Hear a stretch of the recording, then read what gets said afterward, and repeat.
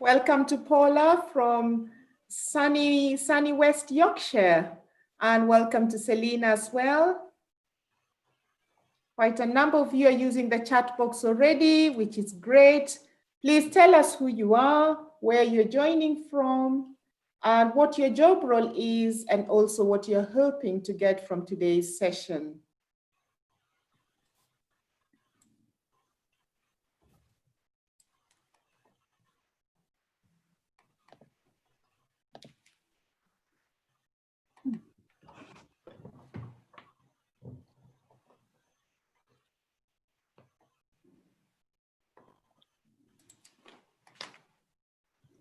Looks like my computer is very sensitive today. I didn't touch my second screen and it started to move on its own, which is all interesting. So hello and welcome. I believe we're now live on YouTube. So please do say hello in your chat box. So we're running today's session in Zoom and in YouTube. So please do use the chat box on both platforms. Say who you are, where you're joining from today, your role and what you're hoping to learn. Just through designing this session with our speakers today, I have learned so much that I thought I knew all the offers and I didn't. There's so much more there, and it's more and more is coming on board every single day. So we're going to be telling you a little bit of what's there now, and also what we're going to be sharing with you, some of the things that are coming up soon as well. So just while you are looking in the chat box and saying hello to a few people in there, I just wanted to share with you some of the other things that we've got coming up as well. So we've got already a thriving community on the Tribe platform. So if you haven't been on there already, then do please visit it after the session today, where we share lots more relevant information. It's the opportunity for you to share some of your information as well. Lots and lots going on there, lots of different topics. So please do join us on there. So just as we're chatting through a few sort of like new things that are coming up, then please do say hello in the chat box, who you are, where you're from, your role, and what you're hoping to get from today. I also wanted to tell you about a newsletter that we've got. We send out twice a week. There's over 1,000 people that are on there at the moment. So please visit the Horizon site and join up for our newsletter, sent out twice a week, and it'll tell you all the new things that are coming up out of the programmes. So I'm just going to hand over to my colleague Adam. Adam, tell us some things that are coming up. Well, thanks so much, Zoe. So we wanted to plug the React Mental Health Conversation training here as a coming soon offer. Now, did you know that managers have the biggest positive and negative impact on our people's mental health and well-being? Well, it probably doesn't come as much as a surprise to all of us on this webinar, and we wanted to do something about it. So working in partnership with March on Stress, we're commissioning them to do some React Mental Health Conversation training. And what this is 1 hour virtual training for people who care for people. So we're looking at managers, supervisors, leaders, to get trained in the React Mental Health techniques to enable them to confidently and knowledgeably have a really psychologically supportive conversation with their staff, identify the need to have this conversation, have a supportive conversation, and then signpost them to support them through whatever they're going through. It's so important right now during this time and beyond all of this as well. So we're looking at what could this become business as usual. So we're going to advertise it through the people.nhs.uk website. We'll let you know via this webinar when it becomes live, but keep checking back to the People website to find out more. Thanks so much, and Zoe, back over to you. Thanks, Adam. Shall we say hello to a few people in the chat box, Elizabeth? Yeah, quite a number of people have joined us. Thank you. Hello to Clare. Hello to Karen. I'm just working my way through the chat box. Quite a number of people have joined, which is great. As you're joining us, please use the chat box and just share with us your name, where you're joining from, and also what you'd like to achieve from today's session, or what you're hoping to learn from today's session. Thank you. Thanks, Elizabeth. And just before we start, I'll tell you about next week's session. So this is all about supporting working parents. So if you're a working parent or you work with working parents, then hopefully this session will be the session for you. Hearing all about some top tips, learning and sharing together about how we support our working parents. So hopefully you can join that with us next week. So welcome everybody to this eighth wellbeing session. And this today is all about the national support offers. As you know, if you've joined us before, the aims of our wellbeing sessions is all about offering support, ideas, knowledge, wisdom to those in a role supporting the health and wellbeing of our staff. It's about sharing a range of wellbeing support activities that are available, and also connecting each other and collectively building a community. And we're also doing that via the Tribe page as well. On our agenda today, you've got me, I'm Elizabeth Nyawade, and Zoe, you've already met us. We will be facilitating today's session, and we will get a roundup and update on the national offer from Cheryl Samuels.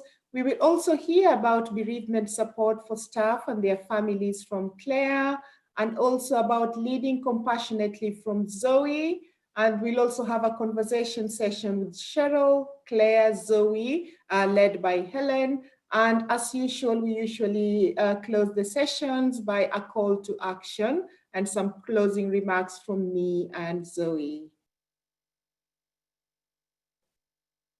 And on the team today, you've got me and Zoe, your facilitators. As part of our contributors, we've got Cheryl, Claire, Zoe, and Helen. And behind the scenes supporting the session today, we've got Paul, Zara, and Tej. And on the chat box today, we've got Karen and Louise.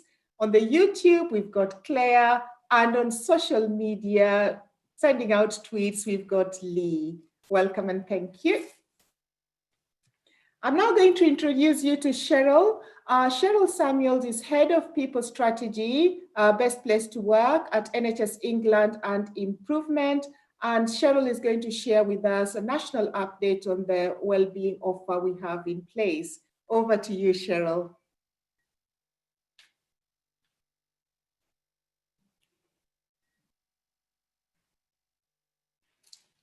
I think we just need to give Cheryl a few minutes there to mute and unmute. Yeah, over to you, Cheryl. Can you all hear me? Yeah. Yeah, fabulous.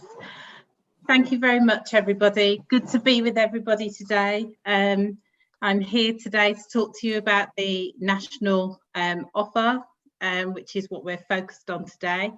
And we'll be taking you through a number of the key offerings. But today's initial focus will start with looking at the national offer and the stats that support it. So can I have the next slide, please?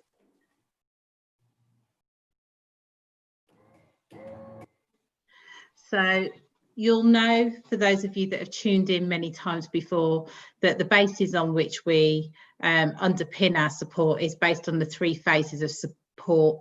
And so that focuses on the preparing for the pandemic, the active phase, and recovering from it.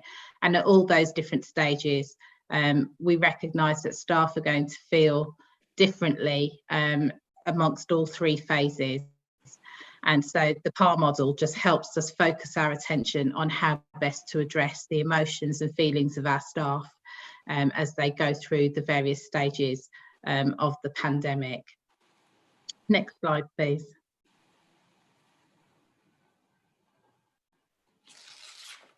Next slide, please. So, as you'll know, the national support offer actually has a focus on the online components, which is our People website. We have a series of webinars as well as apps and some self-guided material that is available for staff and line managers to be able to access the relevant support that they need, together with the common rooms, which is a virtual space for debriefing. So together, all of this kind of makes up the overall offer that we've got to NHS staff to support them at this difficult time. Next slide, please. So what do we have? So at the moment, it's fair to say that we've obviously got the Wellbeing helpline. The number of calls continue to roll in. So we've got 2,550 calls that have come in. The duration of time it's been taking seems to have gone down slightly. So it might be our staff are slightly less anxious at this time, but it's good to see that they're still accessing the support. The text line help conversations, those are continuing. So we've got 1,303 of those that are being accessed. Typically, I'm assuming that most of those are being accessed outside of hours, as it's from 8 till 10, so it's probably after they finish their shift. And then we've obviously got the self-help apps, which have gone down really well. So we have a number of apps. We had 4 apps that we went out with primarily to start off with. And so we've had over 116,000 downloads. So clearly the psychological support is really working and is something that staff really appreciate. We've also more recently launched the staff common rooms, and we can see that we've had 39 sessions, so that's massively improved over the last couple of weeks. So I think we need to continue to keep promoting and encouraging staff to utilise this space, and we've had 213 participants so far, and we've had over 9,000 people taking part in the weekly webinars, which is brilliant. On top of that, we've also got the People website, and the sessions there are very well attended. So it seems as if we've actually had 126,000 and more visits to the website, which is fantastic. And the most viewed content appears to be supporting our people and the Ramadan guidance, together with the Support Now components, which is fantastic.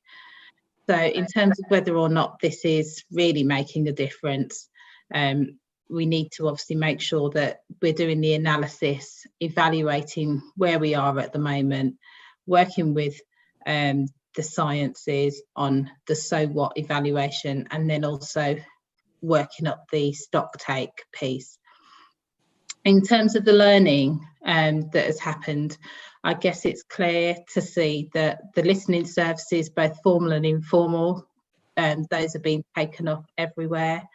I think that we need to kind of just encourage and ensure that our managers and staff are actually continuing to signpost and encourage staff to access helplines. But what is good to know is that we've had 91% of users providing positive feedback on the health and wellbeing guides, which they found satisfactory, which is really good.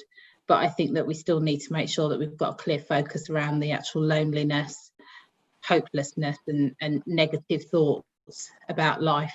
And we're starting to see that pattern appearing on some of the calls that are being taken, as well as noting that those that are shielding and being supported, making sure that they do feel supported from behind the scenes, as there is lots of guilt that's felt across the piece. So in terms of what's coming next, the work around the faith leaders, you will have heard Sonia talk about that. So she's actually moving that conversation forward about how we best involve them in order to work with our communities.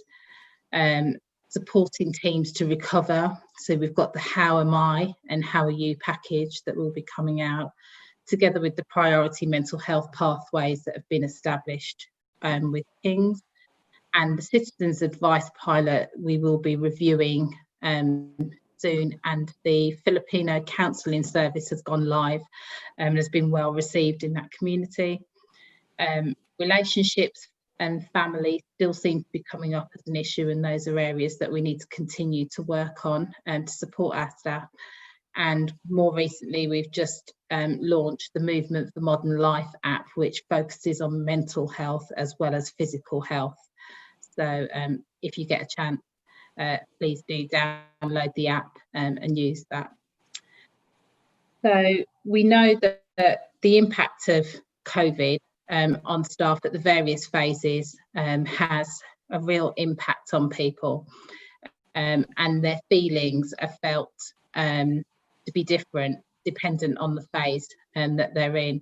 So as you can see from shockwaves 1, 2 and 3, that staff feel very, very different, and we need to make sure we tailor the support that we have in place according to the shockwaves that they're actually feeling. Next slide.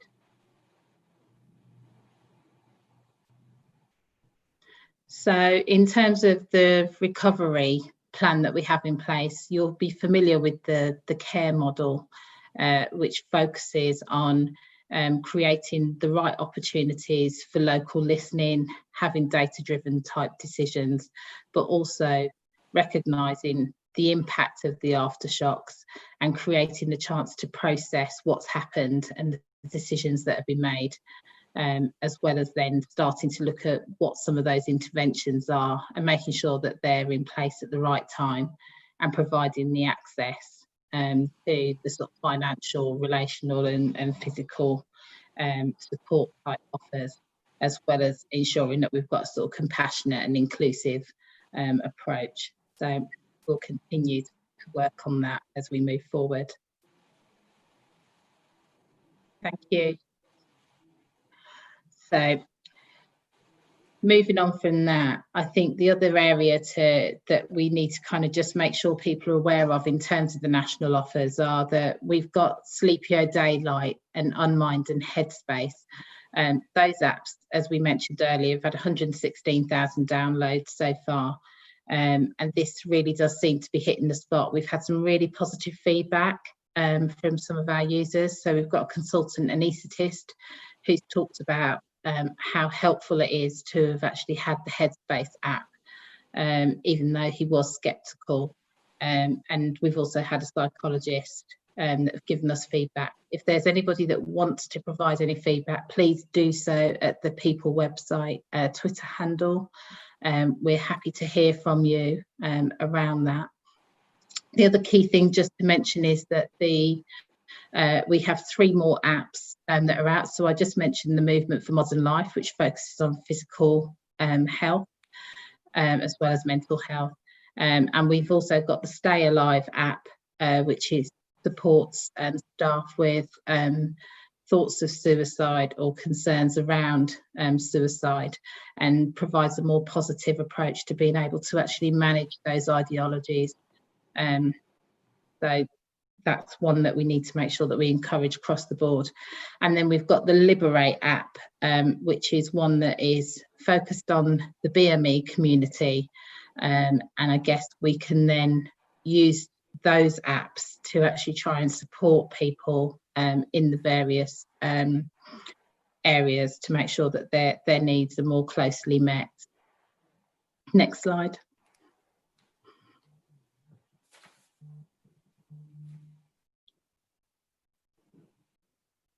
Next slide. Oh, thank you.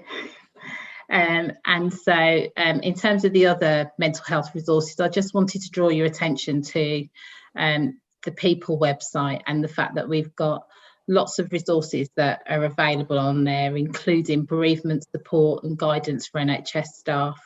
We also have the occupational health frameworks to support bolstering the existing systems and services that we're providing, as well as the financial wellbeing guidance that gives some insight into the context and challenges supporting staff with financial considerations. And then we've also got the family and key worker support set of resources that's been made available to support parents in managing the worries and concerns of their children around COVID. Over to you, Zoe. Brilliant. Thank you ever so much, Cheryl. And I think we can all see that there are so many offers out there. I've used a few myself. I've used the Daylight app. and the Sleepio app, both of them have really helped me sort of calm down and get a better night's sleep as well. So if you do know that other people aren't getting a really good night's sleep, and I think there's quite a few of us out there, then I would definitely recommend the Daylight and the Sleepio apps as well. So lots and lots of offers. Thank you, Cheryl. And as we go through today's session, we're really going to be asking you a few questions as well. And we're going to be thinking about how do we get all of these offers out there to the people who need them, not just the people who are accessing the webinar and the website and Twitter, where they're publicised quite widely. So I've got 3 quick polls for us to find out a little bit more about you as we go through these webinars. So if you're on YouTube, then please do use the chat box. And if you are in Zoom, then please use the poll as it appears. So if you've joined one of the webinars before, you will have seen that we've had this question. And when the poll comes up, we'd love to know, what's your main role in supporting the wellbeing of NHS people and or the people in partner organisations? So I'm going to ask for the poll to pop up for us. Here we are. So if you're in Zoom, you should see the question popping up now. And if you can't access for any way, then please do add to the chat box. And again in YouTube as well, please do add to your chat box. So we've got quite a few answers coming in already, quite a lot of OD leads that I can see. We've got probably about nearly 30% are OD leads as they're coming in. And I'm going to come over to Helen in just a moment and just find out what people are saying in YouTube. So over to you, Helen. We're slightly behind in YouTube at the moment, so I'm not seeing a lot going in, but just to encourage our colleagues that are with us on YouTube, please put your answers in the chat box, and we'll have a look. So that we're starting to get some answers now, and we've got some colleagues from occupational health.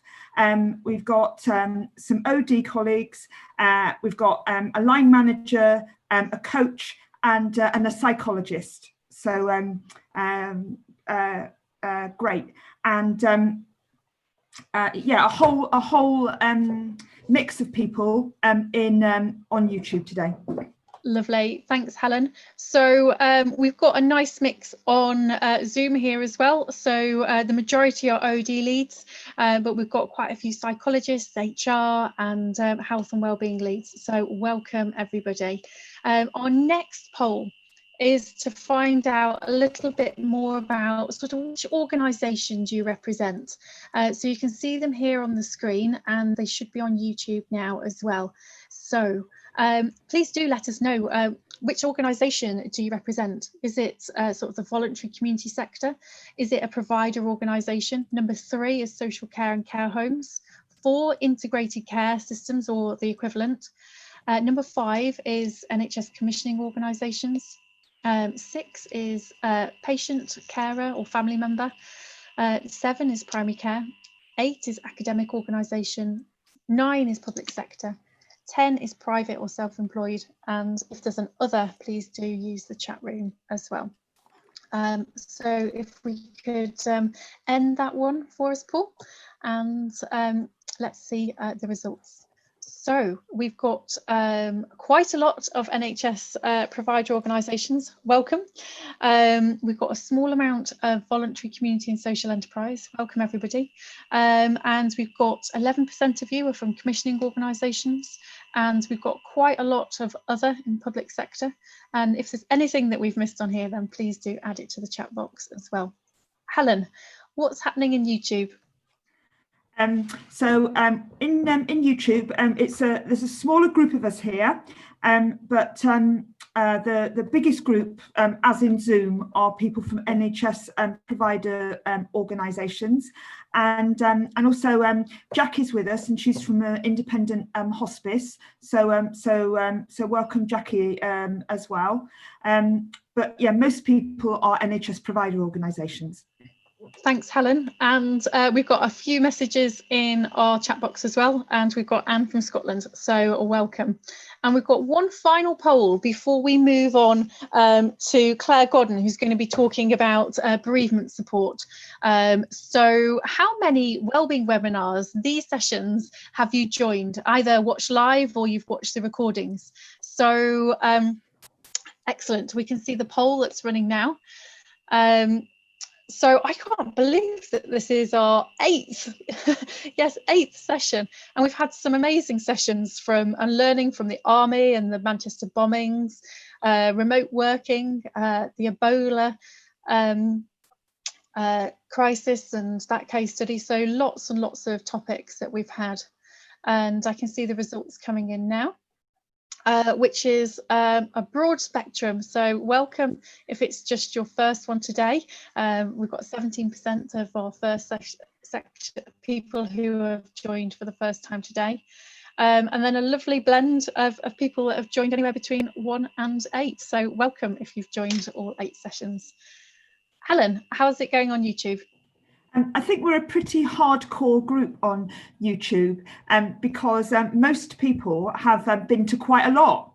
And I would like to say hello particularly to Christine Sharp and Linda Thorpe and Siobhan Woodland, who have been to all 8.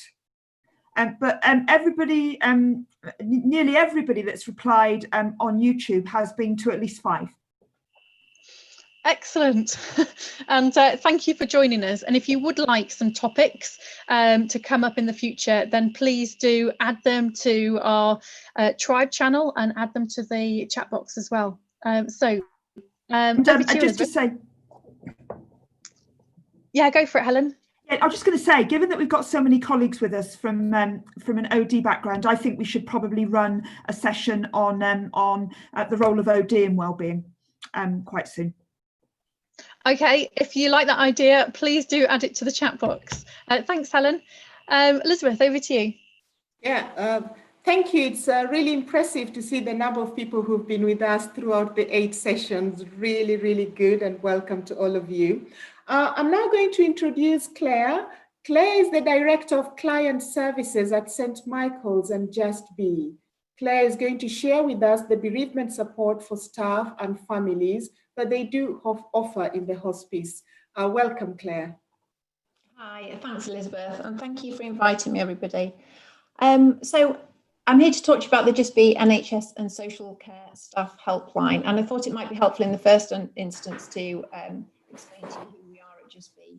So we're a bereavement and emotional wellbeing service, and we provide support to children and young people across the Harrogate district.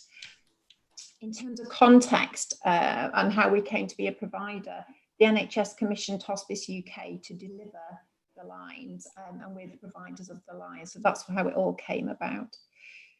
So in terms of the people that we've got handling the calls, we've got a mixture of staff. We've got qualified counsellors, we have social workers, we've got nurses, doctors and teachers, and all of those individuals have access to a wide range of resources, so they all feel fully equipped to support the staff that are calling in. So the type of resources that are available to them would be pre-bereavement support, and we've adapted that specifically for COVID-19. And a lot of that is to do with the fact that when we're offering pre-bereavement support, ordinarily, there would be lots of memory-making work that we do with families. Obviously, a lot of the time we're unable to do that now, so we've had to adapt a lot of the language that we're using in terms of supporting individuals with that. Other things would include work and exercises on managing anxiety, because the majority of calls that we're receiving at the minute are anxiety related. So we want to make sure that everybody has the resources to hand in order to be able to support. And we also offer lots of signposting documents on that. Can everyone hear me? Because I believe my line was going in and out. Claire, it does look like your line is going in and out. Okay. But what we'll do is, if you don't mind just moving your camera just up a little bit. What I'm going to suggest is, Claire, maybe we switch your camera off. Okay. I think it's lovely to see you when you're talking, but it might save some of your bandwidth as well. Okay, cool. So if you just go down, I can stop your video. Sorry, I can do it. There you are. No, okay. I've done it. Yeah, much better already. All right, lovely, thank you. So I'm ready for the next slide, if we could, please. Okay, so there are a number of ways to access the helplines, but the most direct route and therefore the fastest way to access support is via our bereavement support and trauma line. And it's interesting because we talk a lot about us offering bereavement support, but we also offer support around trauma as well. The calls are confidential, which I think helps somewhat. There's been some feedback in terms of the amount of courage it takes to pick up the phone in the first place. And it was interesting because one of the questions that popped up in the chat box was around colleagues recognising how our colleagues in the acute teams are less likely to seek support than those colleagues who, for example, work in mental health services, for example. And I think that's to do with the culture, because certainly as a therapist myself, we have a culture of seeking support, seeking supervision. So it's something that we do without questioning, without thinking about it. Whereas I think in terms of the nurses, certainly here at the hospice, nurses are less likely to seek support because it doesn't seem to be part of what they're used to doing. So I think it's really important that we continue to encourage those individuals to seek support, even when they're feeling good and positive, because I think it makes it easier. If you pick up the line, if you pick up the call to speak to somebody whilst you're feeling good, at a time maybe when you're feeling less so, you've already taken the plunge, you already know what it's like to call, you already know the type of people there at the end of the line. Anyway, moving on. In terms of the types of calls we've received so far, in descending order, I guess, as I mentioned earlier, lots and lots of calls around anxiety. And that could be around, to start with, there was lots of talk about PPE. It might be some of the staff are calling in based on the decisions they've made to stay in a hotel, for example, and not go home and see their family, and the impact of them on that. We've also, I guess, following that, it's bereavement. And staff are sharing thoughts and feelings around what it's like to continue working in an environment where, for example, a colleague may have died of the virus, and yet they're still in there, they're seeing the same faces apart from that colleague. So that's really difficult for them, obviously. And also not necessarily around deaths related to COVID, but just deaths in general. And it might have been in their personal life as well. So callers are calling in to share some of their thoughts around that.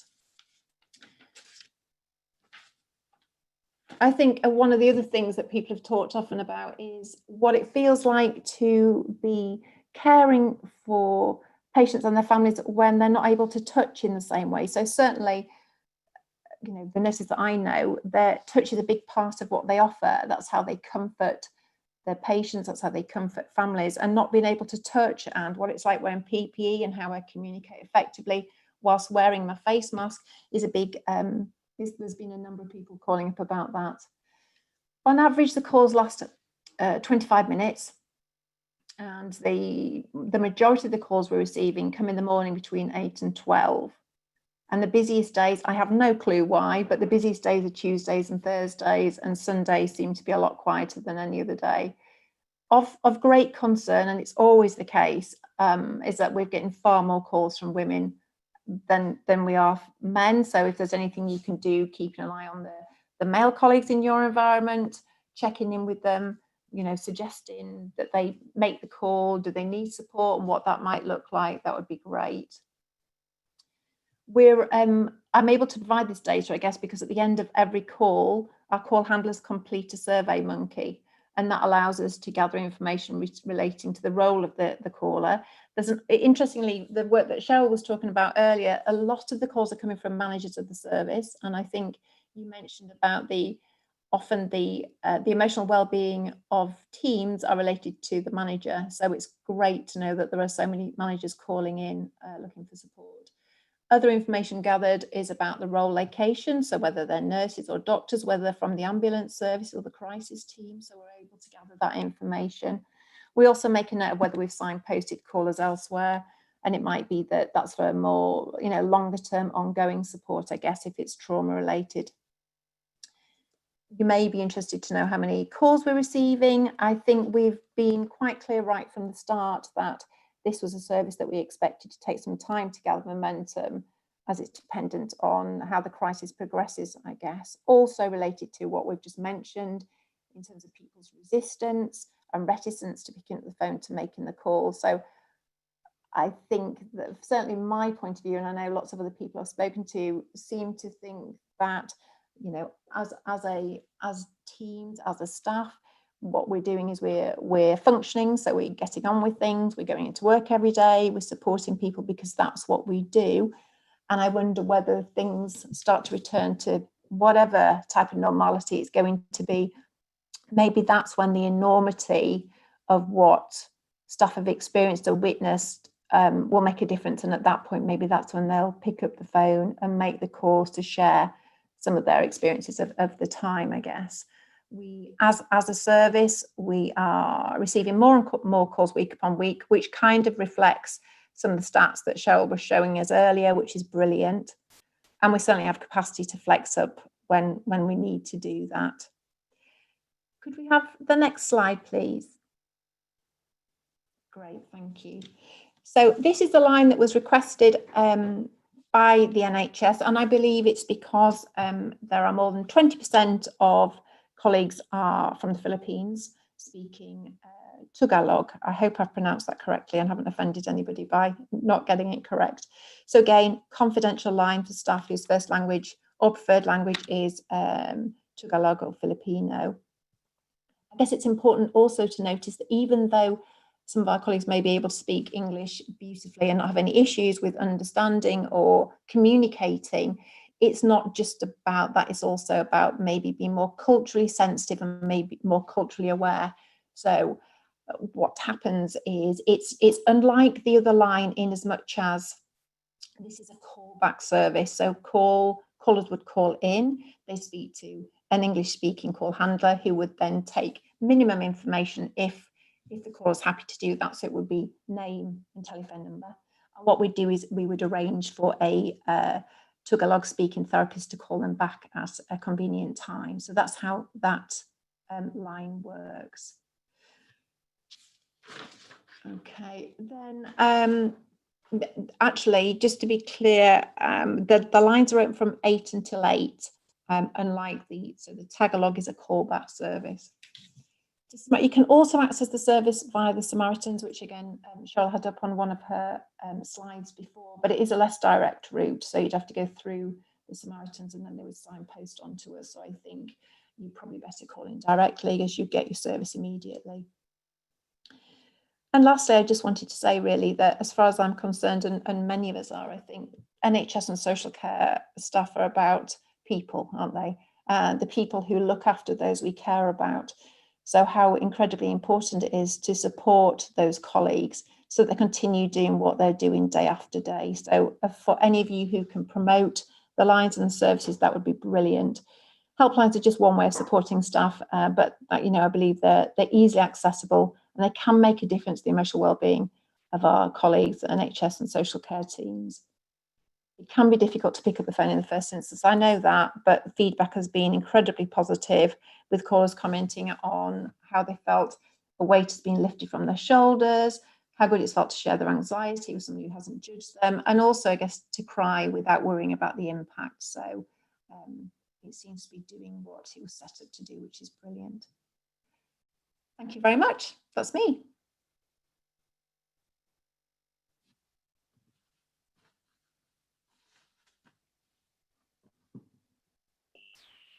Elizabeth, sorry, you're just on mute. So let me just unmute you. There we are. Yeah, job done. Thank you very much, Claire, for sharing with us the bereavement support offer. I know many of my colleagues working on the ground, you know, have found these various offers of support really, really, really useful. So thank you and your team for that. Thank you. Yeah, thank you. So as we continue to tap into the support available, we are really, really keen to hear from you on how we can ensure that the national offers are shared widely.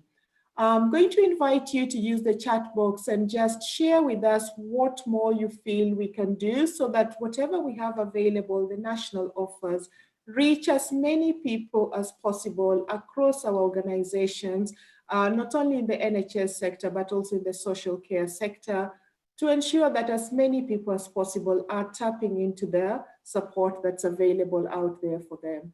So please use the chat box and share with us how else or what you believe would be useful in sharing the national offers that we have in place. I'm going to go to the chat room. First of all, go to Louise to share with us what colleagues are sharing in the chat room. Louise, over to you. Hi, thanks Elizabeth. Hello everybody. It's starting to come in thick and fast now, so we've got suggestions about posters, sending updates to regional health and wellbeing leads, making use of community Facebook sites, also asking about nationally on TV, getting the message out that way. We'll have to sort of hair and makeup maybe.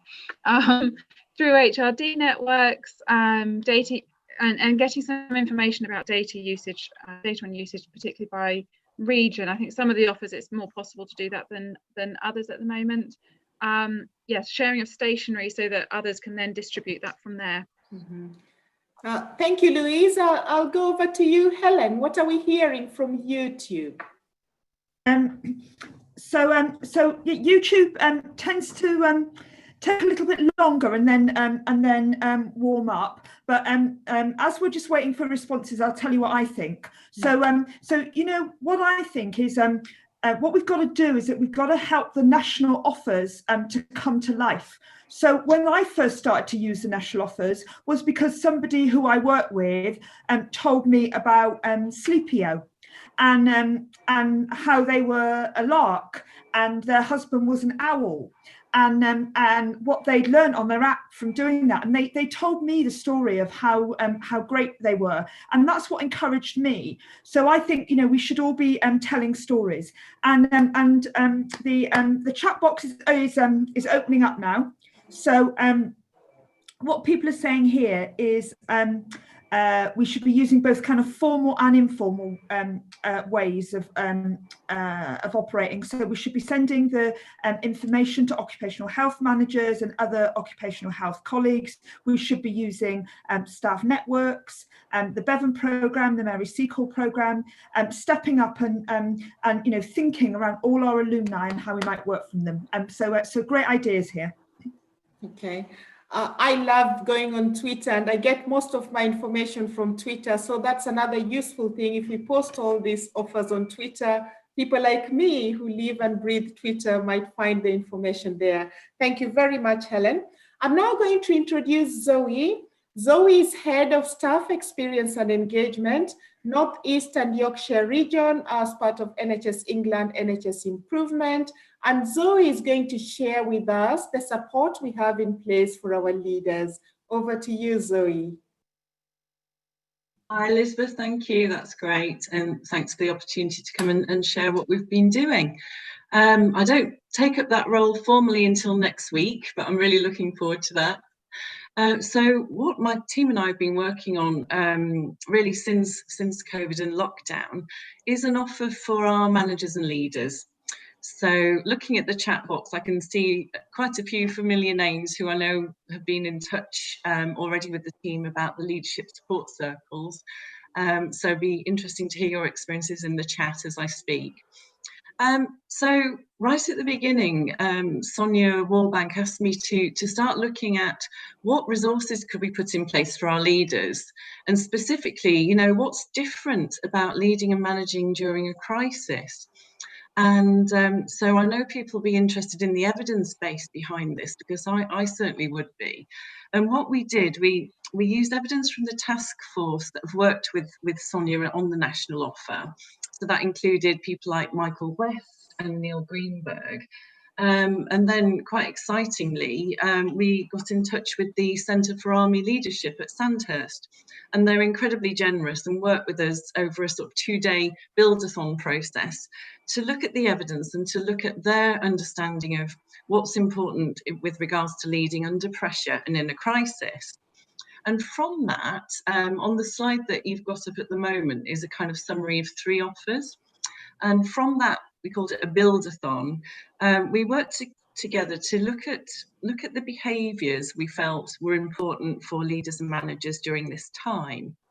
And we've distilled those down into 10 behaviours, which are on the people.nhs.uk website. And over the next couple of minutes, we'll put those on the screen to share with you. Those behaviours we wanted to be really practical, easy to read. We were very conscious that leaders and managers, particularly at that time, were right in the grip of the crisis. So they were essentially 3-minute guides, and we're constantly adding to those as time progresses. So that's the online offer, which we'll look at in a bit more detail in a second. Then we've got the leadership support circles, and these are a virtual face-to-face session, which we've designed based on the 10 leadership behaviours that I've mentioned.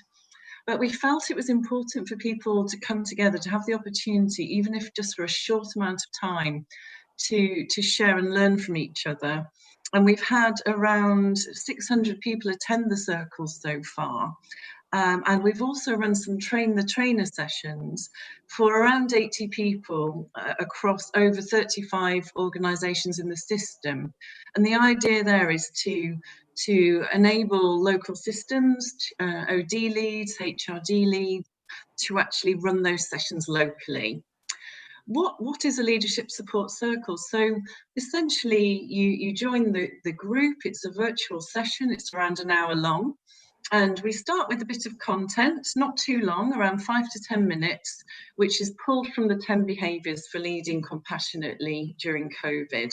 And then we talk about that together, and we go into breakout groups virtually, and then share our experiences. And it's been quite fascinating. So I'm from an OD background, and at first I was a bit unsure about, would this work? Would people have time to even commit? And yet people have embraced it, and we've got over a sort of 91% satisfaction rate.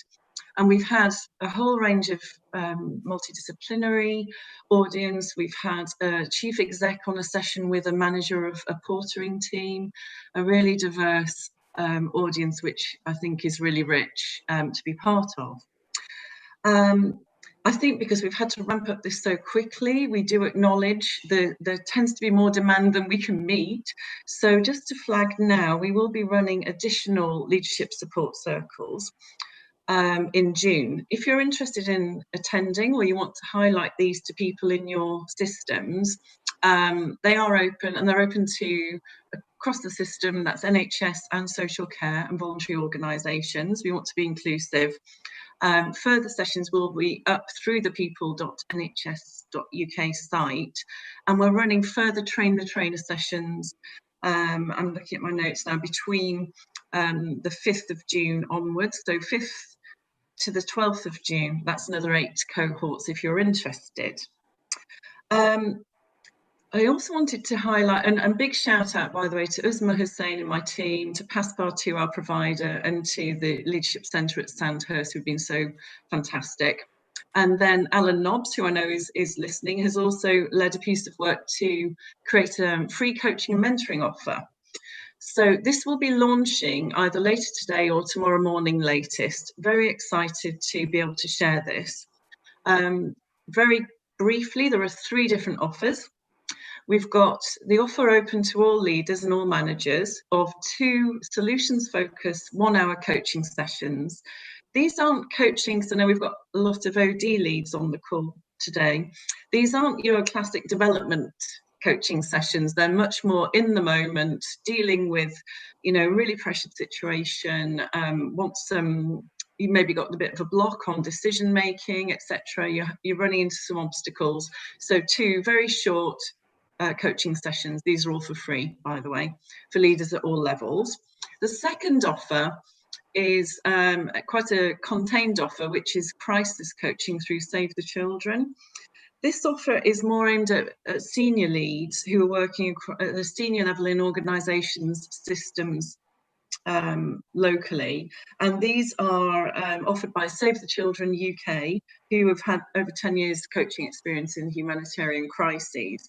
And these are, the offer here is for 12 1-hour sessions over a longer period of time to give leaders the opportunity to not only deal with the decision making in the crisis, but think beyond more strategically and give themselves a bit of breathing space.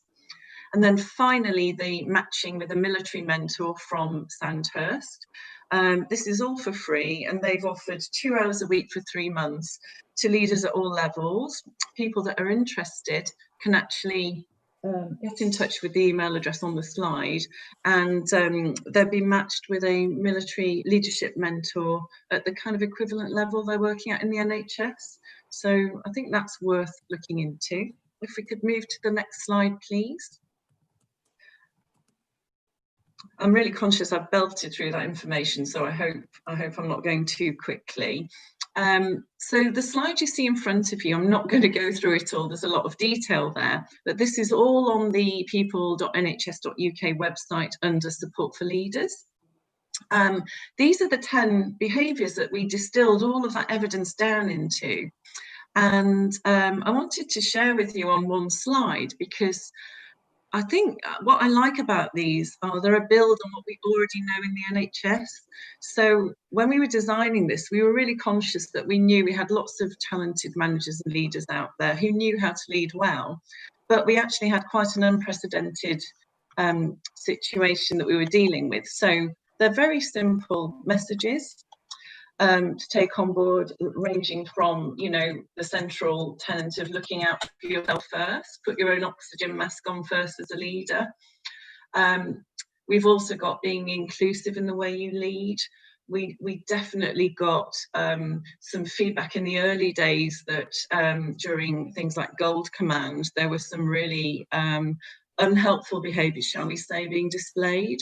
And we really wanted to get the message out there, and given how things have gone with the impact on BAME colleagues, unfortunately this has played out that it can actually exacerbate and make worse biases and hardships that colleagues can face. So I think that's about consciously and very actively being an inclusive leader at the moment. And there's a great blog on the King's Fund about that, if anyone's interested to read more.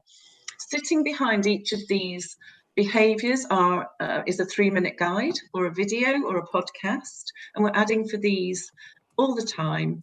And so I'd encourage you to keep taking a look, actually. And as I say, I think they're designed to be really practical, and they'll pick up practices that I know many of you are already running in the system, things like staff huddles, rooms, some people call them wobble rooms, some people don't really like that term, but somewhere that staff can go and chill out, staff briefings, so we're, you know, space to listen to people and how they're feeling. And I'll just, I don't know how I'm doing for time, but just to say we're really conscious of how these sorts of offers can impact and land differently with different groups of staff and managers. So for example, encouraging everyone to talk. We know that some people are more comfortable with that in a group than others. So as a manager, what we're encouraging is for people to create safe spaces for people to be able to express how they're feeling, and for actually managers and leaders to really role model that vulnerability themselves and share how they're feeling as well throughout this.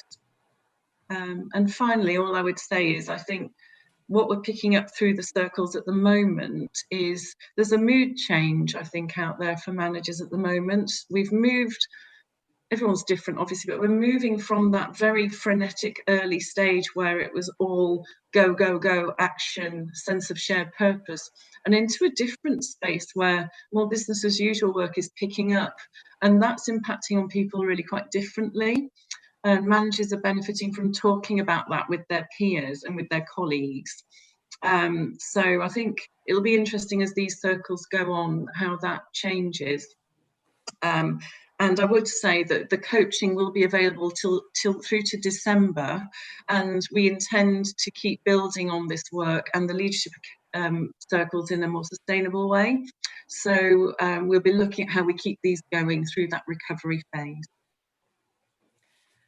Thank you very much, Zoe. A lot of information there, lots of support for our leaders. Our leaders play a critical role in our organizations at this time. So thank you very much to know what's out there and what's on offer. I'm now going to hand over to Helen, who will lead us in a conversation with our contributors today. Over to you, Helen. Yeah, hi, thank you, Elizabeth, and thank you to Cheryl, Claire, and Zoe. You know, how I feel is like we in the leadership community are never going to get the kind of offers and opportunities for development that we're getting at the moment, and you know, we really need to be you know, to be taking these. So what I'm going to do, we haven't got a lot of time for our conversation, so I'm giving notice, okay, to Louise and Karen in the chat box in Zoom, and Claire in the chat box in YouTube, that I'm going to get you to ask one question each. So, but I'm going to ask the first one. So, so you know, please, everybody that's taking part, pop your questions in the chat box. So, you know, what I'm going to get you to do for the first question, all three of you, is to give me an advert, okay, which is why should people be using the you know, the offers that you're you know, that you're proposing. You know, tell us what's special, just like one thing that's special or unique about one of the things. Tell us a little story, however you want to frame it, but each of you tell us why we should be using one of the offers or opportunities that you're stressing. So Claire, I'm going to go to you first. Hi, Claire. Can you hear me? Claire is just on mute at the moment. But Sorry. there we are, brilliant. Don't worry. Yeah. Sorry, I was using the wrong mouse. There's nothing I might put on the spot, is there, with that? But anyway, so I think that in terms of the longevity of our staff and ensuring that we don't create further problems for ourselves by having a quite traumatized set of teams at the end of it all, it's really important that everybody makes use of the support that's available to them rather than waiting until they're feeling burnt out or emotionally stressed, things like that. And also ensuring that the teams stay as one and don't start breaking off as they're feeling unsupported or what have you. So I would encourage everybody to take care of themselves and each other within it. I think there's something about the immediacy of being able to pick up the phone and get support straight away. So oftentimes it takes a lot of courage to pick up the phone, but you know, once you're on the phone, you've got that support there and then you're not having to wait for it. Yeah, I would encourage people to do that. The staff that we have are well trained. They're also incredibly well supported. So one of the questions that came up in the chat box is what about support for the NHS call handlers? They have access to supervision after every call. So they're always going to be offering best practice and to be refreshed and in a good place when they're offering support to anybody calling in. So yeah, I would just right. Yeah. Thank you. And another, yeah, no, fantastic, Claire. And you know, just Zoe's just reminded us that you know, one of the great things about this offer from Hospice UK, it's not just available to NHS staff; it's available to our families too. So so yeah, so you know, what a you know, great opportunity. And yeah, I agree with you. Let's not wait until, you know, we're feeling really bad and burnt out. You know, now's the time to be thinking about using these services. Fantastic. Cheryl, next. Okay, pick one of them incredibly varied opportunities that you told us about to promote. Thanks, Helen. I think probably the apps are fairly well known across the piece. So I think that the area that I would really like to encourage people to be drawn to, and that is the bereavement support toolkit that we've kind of pulled together.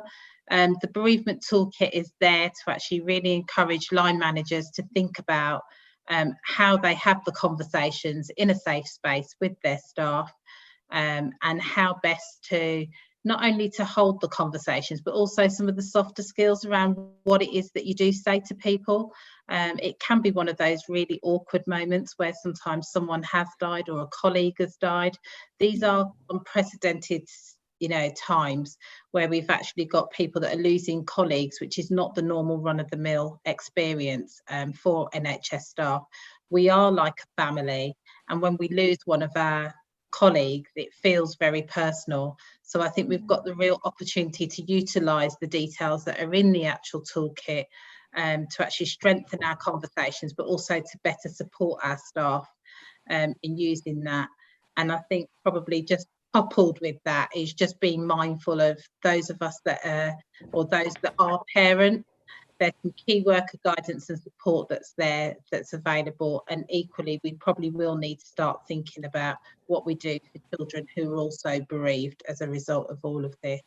But please use the guidance, it's there for you.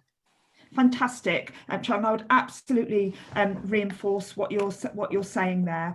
You know, most of us on this line are people that support people in terms of their well-being, and these are such critical resources. So so thank you. And Zoe, okay, what would you like to promote? Tell us about, and have a little bit more space. Yeah, thank you. I think what I've noticed through the circles is when people turn up to those and make the time, they really get the benefit. And I'll go back to, you know, managers having the biggest influence directly on how their teams feel right now. And there is that put your own oxygen mask on first thing that I really believe in. You can't pour from an empty cup, as they say. And so I think, you know, what I'd like to highlight is there's something for everybody here, managers at all levels. So you've got the 10 behaviours which are online. There's really quick and easy guides. Then you've got the circles if you feel that you know, you benefit from more of a connection and a conversation with peers. And then you've got the one-to-one coaching as well, if that's something you prefer, and the mentoring. So I want to just highlight there's a bit of a variety there, horses for courses, and to encourage people to take the time and not feel guilty about it, because people are real givers, aren't they? And managers can be real givers and not look out for themselves. So take the time to recharge, and I think you support your team in the best possible way then. Yeah, I think great advice, Zoe. And I think, you know, too often we get stuck in a kind of heroic leader model that, you know, we got to battle on and do this. And, you know, when actually, you know, we as leaders need support just like everybody else. And I know that these offers are being incredibly well received. So everybody who's with us today, you know, who's a leader, think about this range of offers. We're running out of time furiously, but you know what? I want us to ask a few more questions. So if our panel are okay, we're going to do a one breath answer. Okay, so let's start with Karen. Karen, have you got a really quick question that we can do a one breath answer to? Hi, yeah, just to say that the leadership circles, there's lots of really positive support. Linda has already gonna do the 10 evidence-based behaviours across her system, so fantastic. So there was some questions around the train the trainer, so it's a specific question for Zoe. And are there more train the trainer sessions? And how long are the leadership circles running for? Go on then, Zoe, it's very specific.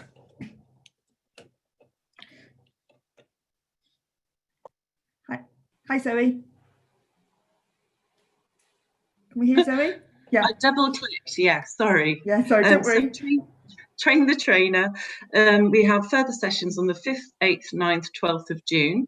And the circles themselves will be running to the end of June. And then we're looking at putting in further support for people to run them themselves in systems. And we'll be talking to Leadership Academy about a sustainable model. So we hope it doesn't end there. Yeah, and all you OD people in the audience, this is something amazing to get involved in. Okay, another, I know I can see that Zoe L is giving me the look like, you know, we need to finish. But let's do a quick question. Louise, have you got a question that we can ask that's like a one breath answer for our panel? Actually, I don't. There's lots of sharing of information and resources at the minute, but not too many questions coming out at the moment. So I'll leave that short. Okay. Yeah, okay, that's great. That's very diplomatic. And Claire, finally. Hi, have we got a question from YouTube that our panel can answer? Yes, yeah, really sharp. Where can the bereavement toolkit be accessed? Okay, that's one for Cheryl. Go on, Cheryl. So that can be accessed on the People website under the support area. So if you go in on the People website, you'll find the bereavement toolkit there. Yeah, lovely. Okay, and I'm going to ask you one final question, one breath question, which is, in terms of, like, you know, we've got this audience today of hundreds of people. Okay, what one thing would you like to say about health and well-being in one breath as a parting shot? And who's going to go first? Zoe. It underpins everything we do in terms of how well we serve patients, how well we support each other, and how well we address the crisis. It's just critical. Yeah, brilliant. Claire. I think it's about just leading by example and making sure that if we're seen to be taking care of ourselves and accessing all the support that we need, then people will mirror our behaviours and it will just filter down throughout the organisation. Yeah, wonderful. And thanks, Claire. Just listening to you makes me feel calm. So I'm so happy that you're with us today. And Cheryl, finally. I think in terms of us looking after the health and well-being of everyone, we need to make sure that we're applying that equality and diversity lens. What's right for one person isn't necessarily right for the other, and we do need to pay attention to the cultural sensitivities, and that's particularly heightened in this crisis. Yeah, really. I feel you know, really glad that you said that, Cheryl. That's so important, and I really appreciate the way in which inclusion and diversity, you know, run through this offer. So brilliant panel, great discussion, and very quickly back to Zoe. Thanks, Helen, and thanks, panel. So we're going to continue the conversation on the Tribe platform. The links should be in the in both chat rooms, and we'll add those to the chat rooms as well. So please do go on there and share your resources. I had a poll for you, but let's do this in the chat room. Number one, so to what extent has today's session been useful in your own role in supporting others? If you could help me by adding that to the chat room, that would be fantastic. So 1 is not very helpful, and all the way up to 5 is very helpful. That would be really helpful. So we're not going to do the, okay, let's do the poll. It's up. So please do add to the poll and or the chat room. And the final things that I'm going to say is just like, thank you ever so much for joining today. And we have a new session next week all about people and parents. So the next session will all be about supporting working parents. So if you're a working parent yourself, or you'll manage people who have got children as well, then this will be a really practical session looking at lots of different ways about how we can support working parents. So from both myself and Elizabeth, thank you so much for joining us today, and I look forward to seeing you on the Tribe platform.